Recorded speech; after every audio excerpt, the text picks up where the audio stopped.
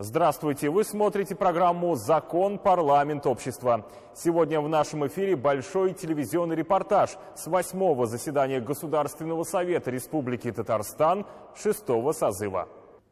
Главная тема дня – поправки в Конституцию России, которые Госсовет поддержал.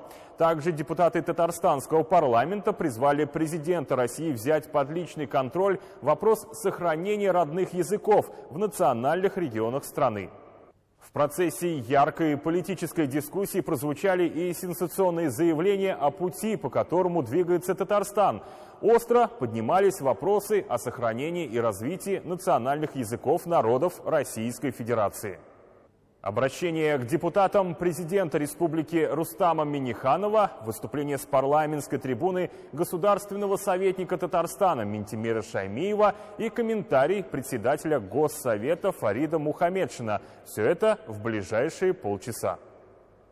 Президиум Госсовета предложил в повестку дня 12 вопросов, в том числе 5 республиканских законопроектов и 1 федеральный закон. Однако первостепенной стала тема, которой в списке рассматриваемых вопросов изначально не было. Это поправки в Конституцию Российской Федерации.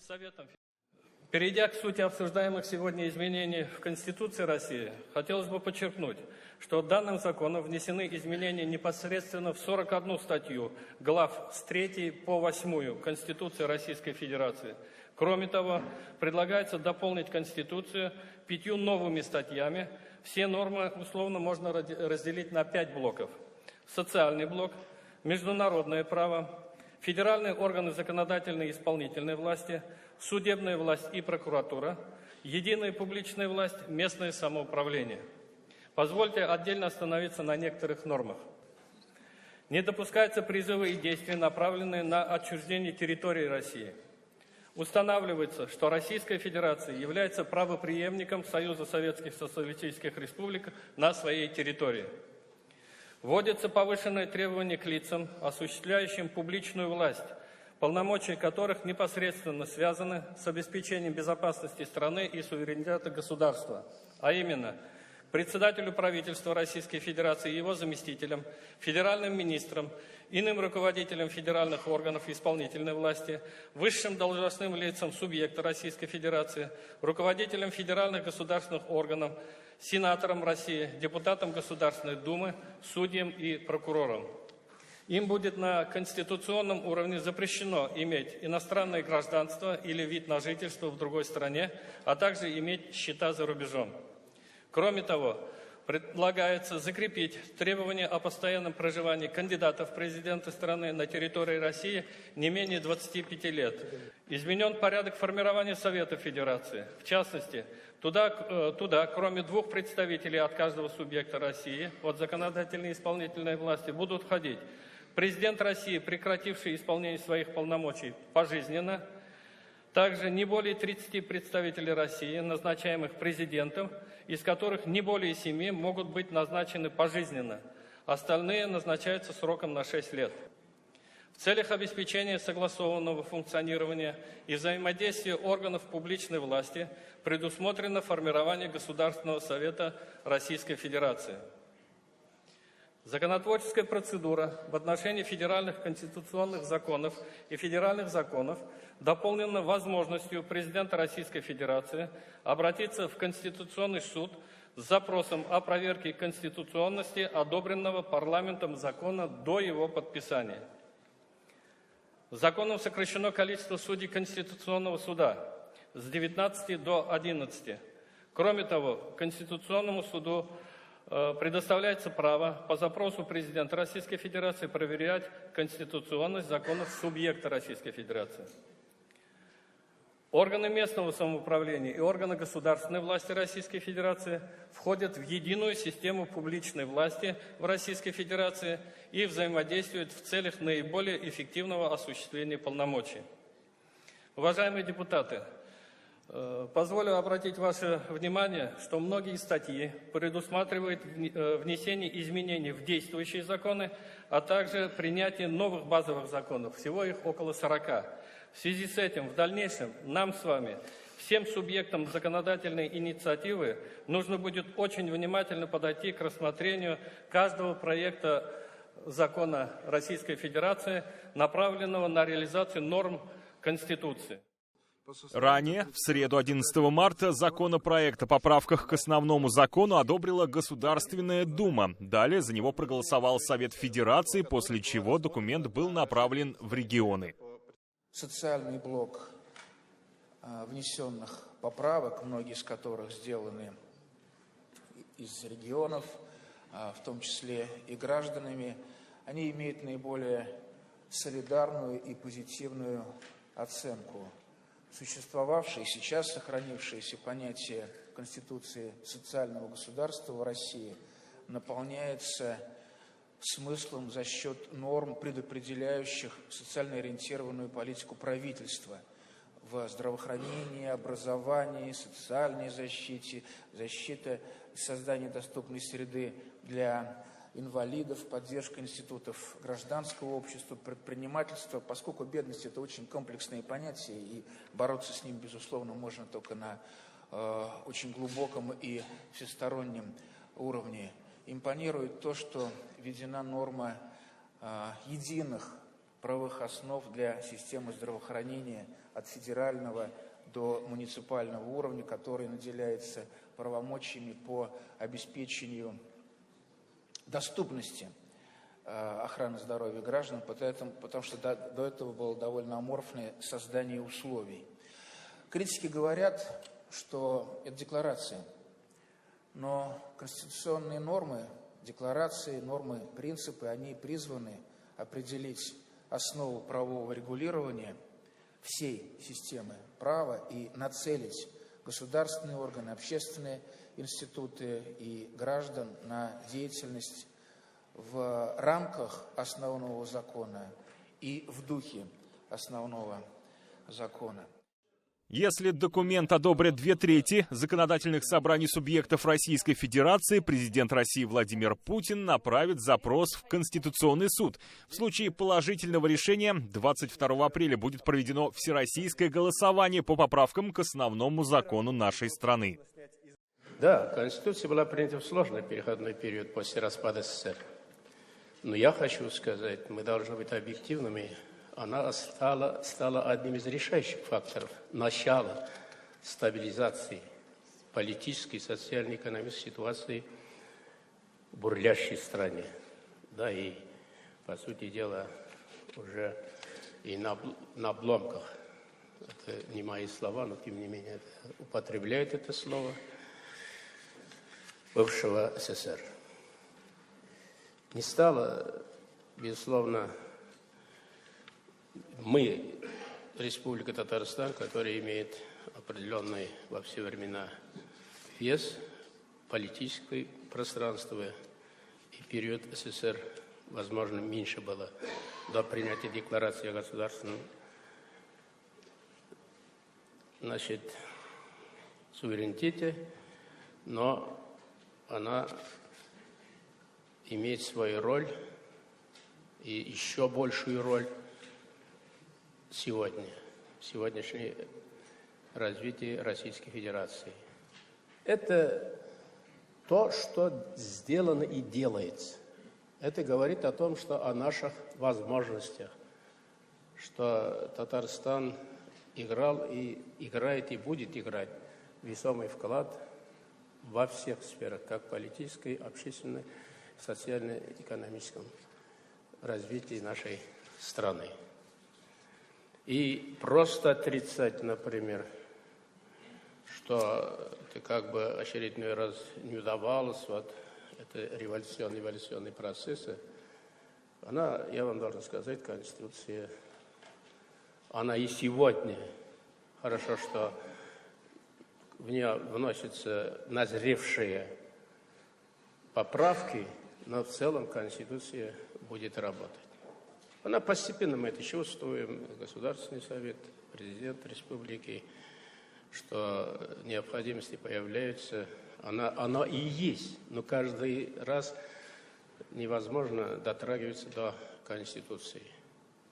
Но то, что сейчас происходит, то, что инсценировал Владимир Владимирович Путин, действительно есть назревшая проблема, И одновременно то, что вот и сегодня мы услышали с этой трибуны, есть и проблема.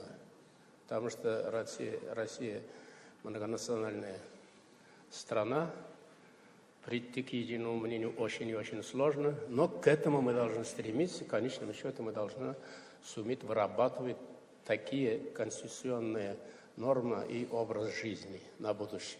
Путь непростой, но через это придется, я уж как говорил, проходить. Фарид Мухаммедшин, входивший в федеральную рабочую группу по изменению Конституции, в интервью республиканской прессе напомнил, спорные и радикальные предложения отсеивались еще в ходе обсуждения. В итоге Государственный совет поддержал федеральный закон о поправках к Конституции России. 78 депутатов высказались за, 1 против, 7 воздержались. Значит, я хотел бы, во-первых, поблагодарить всех, кто сегодня выступил. Тема, она очень важная для страны.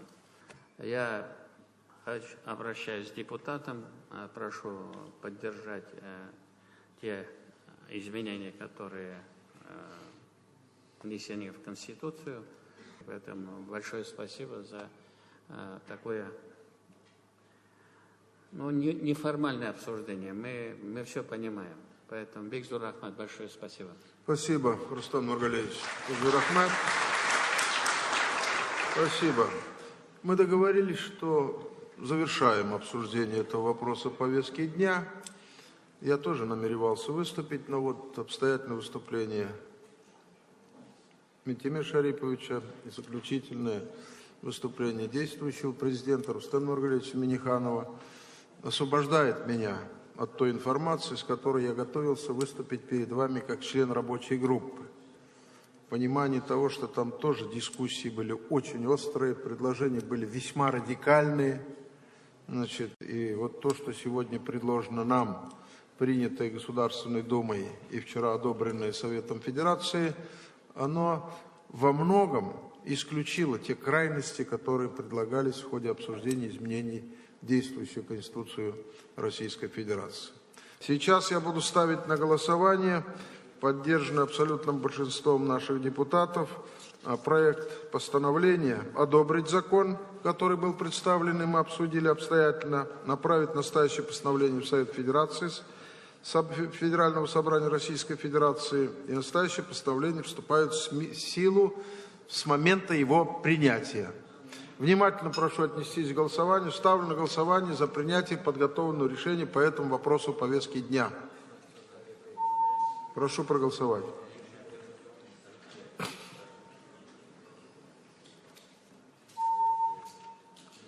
Принимается.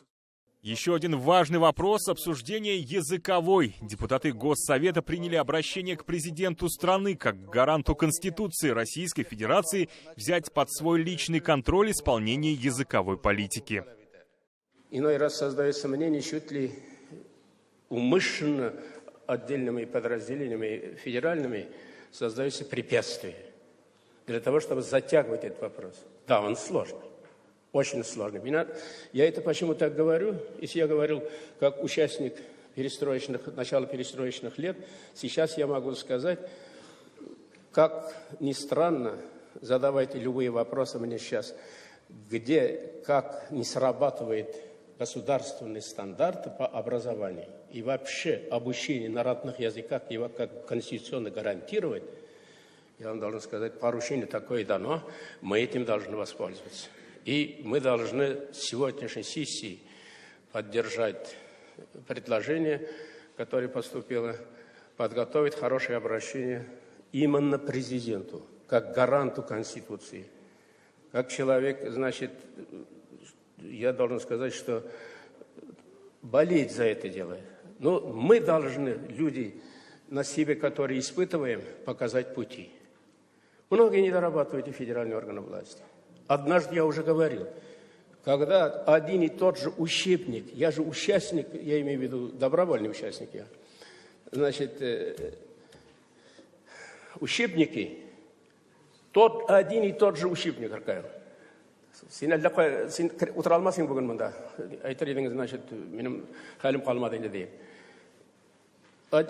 на русском языке и на татарском абсолютно одинаковые учебники. Не поверите, на русском языке перевод этого учебника или разработка от сходов на финише называется учебником. Я это не для красного словца говорю, я участник этого процесса. И мы поспорили, министр здесь, и не только он, они много усилий прилагают. На татарском языке этот же учебник точь-в-точь выходит на финиш, как учебное пособие. Министру я тогда сказал, Ольга Васильевна, значит, я говорю, вот вы видели когда-нибудь в истории, она опытный человек, значит, который работал до сих пор. Это же, я говорю, прямая дискриминация. Прямая дискриминация. Я говорю, тогда у вас есть другие татары. Вы же, я говорю, практически с теми же татарами работали, учеными. Это ведь я были, рассказываю. Это же, я говорю, дискриминация. Мы поднимемся все. Потому что нельзя, это само слово нельзя употреблять, это не должно быть уже в нашем лексиконе. Мы должны уже забывать, особенно касается, когда вопросы межнациональных отношений. Но это же так. Хорошо, тогда вот сидят они у нас, значит, и наш ректор, и наш министр образования, и остальные товарищи. Они не могли этим не согласиться. К примеру, я говорю, вот таких вопросов накопилось очень и очень много. В принятом обращении парламентарии республики предложили усилить ответственность федеральных государственных органов за надлежащее исполнение положений Конституции страны. Надо нам самим системно заниматься и с федеральным центром, и у себя, и подготовка кадров, поэтому целиком поддерживаю идею создания некой такой группы, комитета, я не знаю. Вот. Если, Фарид Харович, вы не возражаете, я бы хотел попросить Марата Готовича возглавить эту работу. Значит, там мы включим кого нужно, и экспертов, и специалистов. Да. Я думаю, что эта тема, которая как бы наболела, и выступление наших коллег, я вот посмотрел обращение, она достойное обращение, все в рамках Конституции, все в рамках федерального закона, никаких вопросов нет. И на самом деле об этом Дмитрий Михайлович сказал, президент четко, ясно уже несколько раз сказал, и нам просто вот этот путь, дорожную карту надо пройти. Также на 8-м заседании Госсовета 6-го созыва парламентарии приняли решение о досрочном прекращении полномочий депутата Андрея Кондратьева в связи с переходом на другую работу. Председатель Госсовета Фарид Мухамедшин поблагодарил коллегу за результативную депутатскую деятельность и вручил ему благодарственное письмо. Уважаемые коллеги, в Государственный совет Республики Татарстан поступило заявление депутата Кондратьева о досрочном прекращении его депутатских полномочий. Центральной избирательной комиссии Российской Федерации кандидатура Андрея Станиславовича Кондратьева предложена президенту Республики Татарстан для назначения членом Центральной избирательной комиссии Республики с правом решающего голоса. Назначение членом Центральной избирательной комиссии в соответствии со статьей 18 Избирательного кодекса Республики Татарстан несовместимо с выполнением полномочий депутата Государственного совета. В соответствии с подпунктом А пункта 1 статьи 4 Закона Республики о статусе депутата Государственного совета Республики Татарстан подготовлен проект постановления о досрочном прекращении полномочий депутата Государственного совета Андрея Станиславовича Кондратьева. Появились ли какие-нибудь вопросы у депутатов? Нет. Позвольте поставить на голосование постановление о досрочном прекращении полномочий депутата Кондратьева Андрея Станиславовича.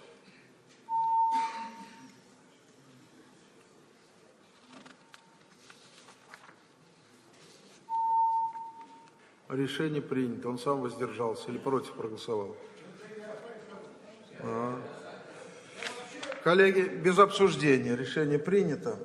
Есть предложение поощрить его благодарственным письмом председателя Государственного совета за активную и депутатскую деятельность. Он в том созыве пару месяцев был депутатом и вынужден был сложить полномочия. И в этом созыве тоже через короткое время, в силу обстоятельств перемещения на другую должность, несовместимой с депутатской деятельностью, он переходит на другую работу. Огромную работу проводил в политической партии «Единая Россия», профессионально работу организовал исполкома партии «Единая Россия». Большое вам спасибо. Я вручу ему благодарственное письмо от вашего нашего имени.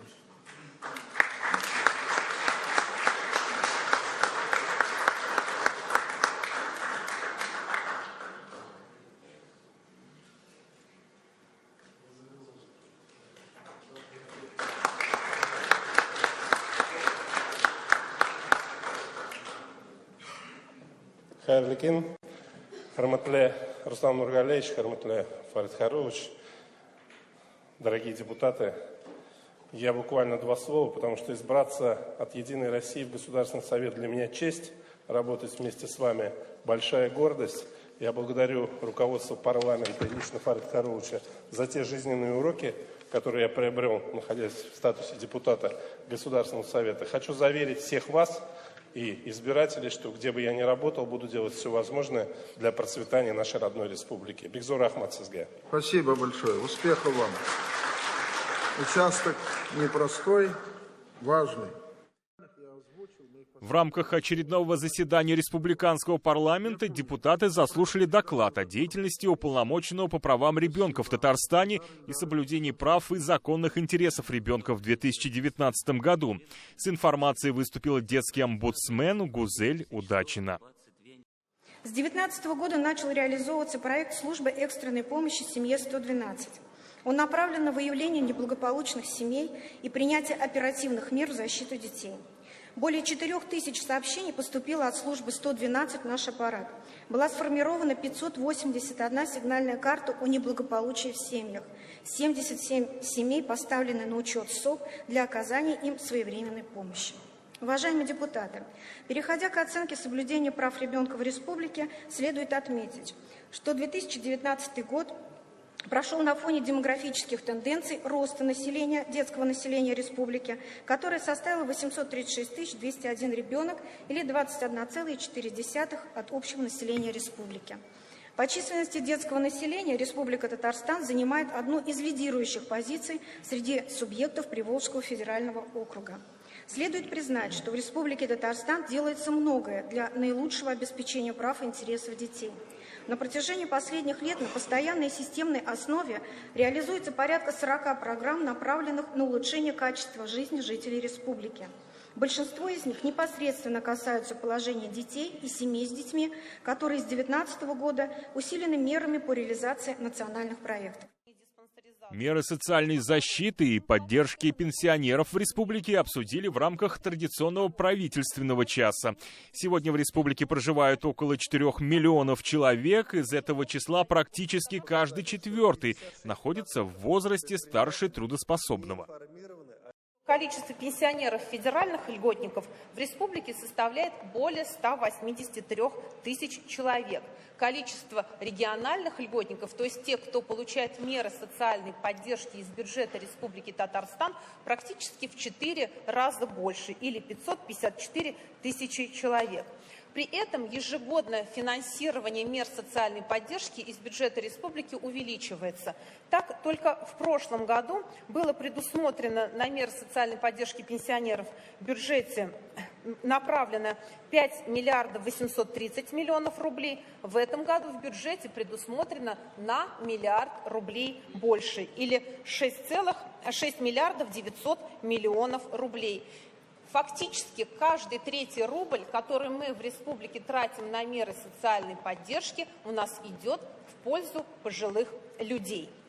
Я хотела бы остановиться на наиболее многочисленных категориях региональных льготников, то есть тех, кто финансируется из бюджета республики. Но прежде всего это ветераны труда. Их у нас сегодня более 190 тысяч рублей. Ежегодно на меры их соцподдержки направляется 3 миллиарда 800 миллионов рублей. И с учетом их доходов, исходя из имущества предоставляется ежемесячные денежные выплаты 505 рублей ежемесячно, субсидии, льготы на оплату жилищно-коммунальных услуг 50% от их стоимости в пределах нормы площади норматива потребления, также бесплатное зубо-слухопротезирование, субсидии в размере 50% затрат по оплате за абонплату, линию фиксированной телефонной связи, радио, коллективные антенны, право на приобретение социального проездного стоимостью 505 рублей, проезд со скидкой 50% на водном железнодорожном транспорте в период навигации и летом. Вот и все на сегодня. Таким было 8-е заседание Государственного совета Республики Татарстан 6-го созыва. На следующей неделе в нашем эфире новый выпуск специальной рубрики «К столетию ТАССР». Об особенностях Конституции 1978 года я расскажу в воскресенье 22 марта. До свидания.